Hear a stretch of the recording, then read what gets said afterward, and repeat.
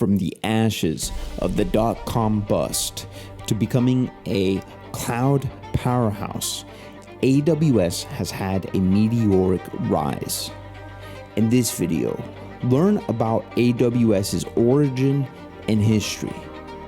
Make sure to also watch all the way to the end to learn about AWS's AI-filled future. If you're new to the channel, make sure to subscribe. We're only 5 people away from getting to 1,000 subscribers. Amazon doubled down on its technological innovation efforts after overcoming the brutality of the 2000 dot-com crash and the arrival of technology competitor Google. In this context, Amazon built and released core services like Amazon Prime and Amazon Web Services, AWS. Current Amazon CEO Andy Jassy, Bezos' executive shadow at the time, was positioned as the lead for bringing AWS to life. According to Jassy, AWS's mission was to enable developers and companies to use web services to build sophisticated and scalable solutions. See what time it is. I'd like to tell you more. Let's go and get some coffee.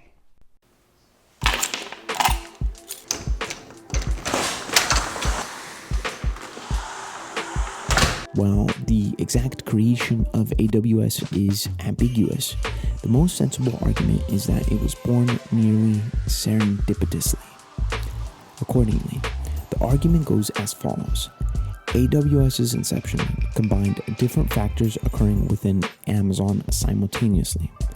The first factor is a sizable internal investment in engineering.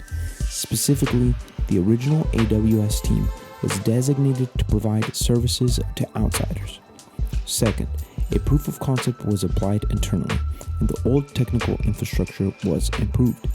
This work removed bottlenecks when testing new software experiments.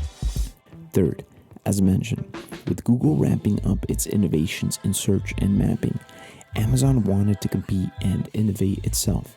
In 2003, 3 years before the release of AWS, Bezos knew that the internet was still in its infancy and remained optimistic about building solutions for this novel technology. Fourth, Jeff Bezos and executives inspired AWS from ideas from the book Creation, Life, and how to make it. Perhaps the most interesting of these as it relates to AWS is the inspiration drawn from Creation, the book. Specifically, the concept of primitives described in the book is directly analogous to the different services or infrastructure offered by AWS. In short, primitives like AWS services serve as building blocks for larger wholes.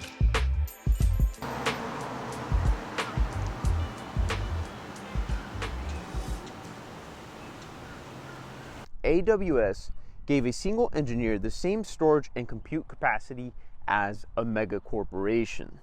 Nearly 20 years after its release, AWS is the primary foundation for subsequent technological advancements, such as Web 2, mobile apps, crypto, and AI.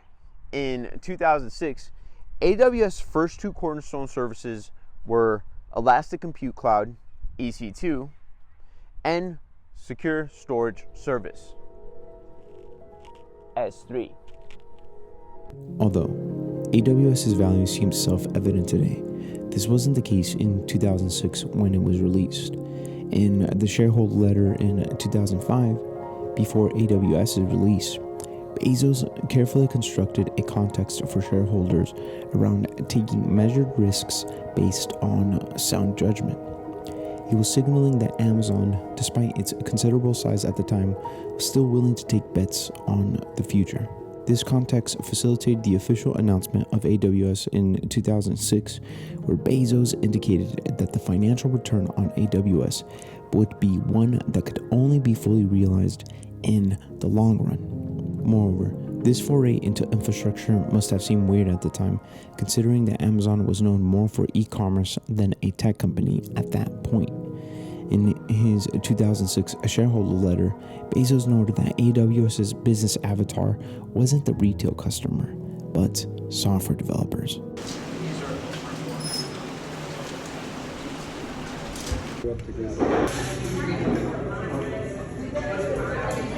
Okay, I'm not gonna lie to you guys.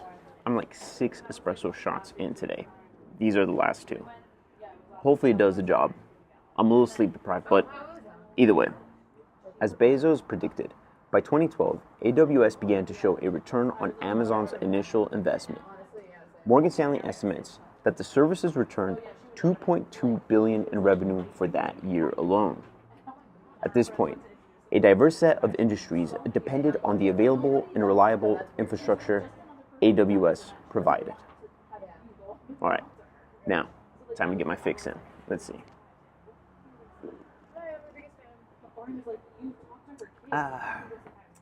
It's all right. By this year, AWS had also added 159 new services. Furthermore, Amazon focused its customer-centric perspective on what was now being marked as the cloud. Alongside Prime, Kindle, and FBA, AWS helped embed Amazon in the collective conscious of American culture as a booming tech company in the pantheon of fame. Long gone were the days of the dot-com crash. If you haven't done so already, go to the description box below and click the link to check out the channel's merch. It's a great way to support the work that we're doing here. Also, make sure to check back frequently as I'll be dropping more merch soon. Thank you, and back to the video. Additionally, the dynamic, interactive, and user-friendly web we use today was built on the idea of the cloud. Some notable organizations that have depended on AWS's infrastructure are Netflix, Instagram, NASA, the CIA, Airbnb, Dropbox, Pinterest, Stripe, Disney, Hulu, Max, Fox, and Paramount. Naturally, AWS's popularity attracted giant competitors such as Microsoft and Google. Today, AWS has a 31% of the total market share. Microsoft via Azure has a 20%, and Google via Cloud has 11%. All right, guys, not gonna lie, your boy is lit up on that Spro. Okay, so suddenly the demand of competency in cloud technologies also grew from an engineer's perspective.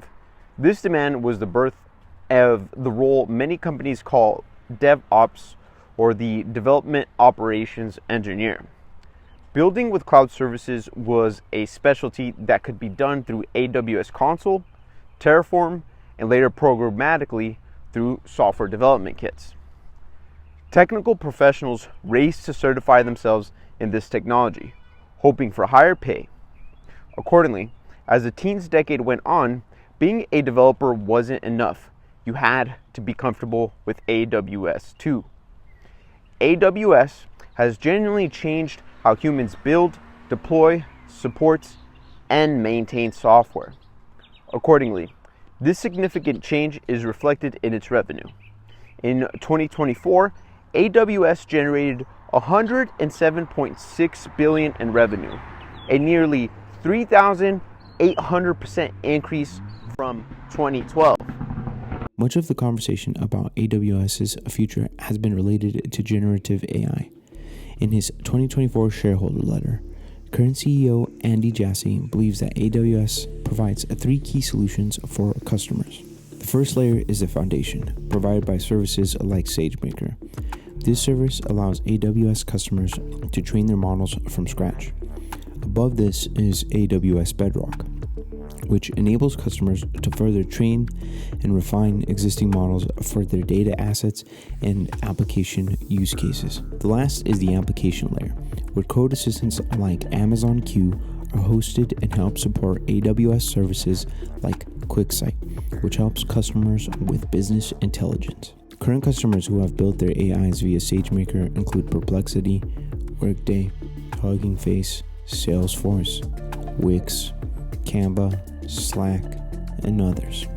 The current industries that use Amazon Bedrock range anywhere from aerospace to travel and hospitality.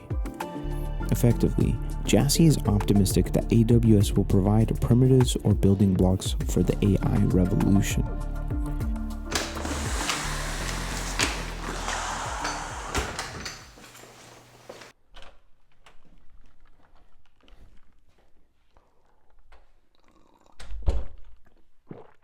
With new model releases like China's DeepSeek R1, the market is reevaluating the cost of developing and using a model. The belief is that fewer resources will be needed to build and use models. As it relates to AWS, it will likely lower the development and living cost of AI on the cloud, because AI is effectively becoming less resource intensive. That being said, AWS is designed to thrive by lowering the price of its services. Accordingly, the more affordable costs may benefit AWS, as more companies can afford to train and use AI while spending much less. According to Jassy, this is a good thing for AWS, as companies will likely use more services overall, pursuing experiments that were once cost prohibitive with some of the older, more expensive models. If generative AI has become commoditized, then the most significant loss Amazon and AWS perhaps take will be on its plans for building data centers that support AI. Although this is a speculative view, it's important to note that Microsoft, a cloud competitor to AWS, has retracted some of its data center plans. As with all recent information, it's a little too early to tell. Will AWS continue to dominate the future of cloud? I'd say yes, as long as AI innovation depends on the cloud. However, the need for data centers will likely be a fluctuating variable worth monitoring closely. As showcased by AWS's sustained growth, Amazon's journey reflects its unrelenting drive to pioneer in new markets. Even as competitors emerge and AI technologies become increasingly commoditized, AWS's historical adaptability suggests it can maintain its edge.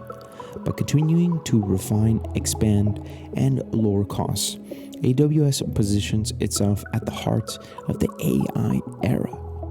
Moving forward, the question is whether ongoing changes in infrastructure demands will shift the balance of power.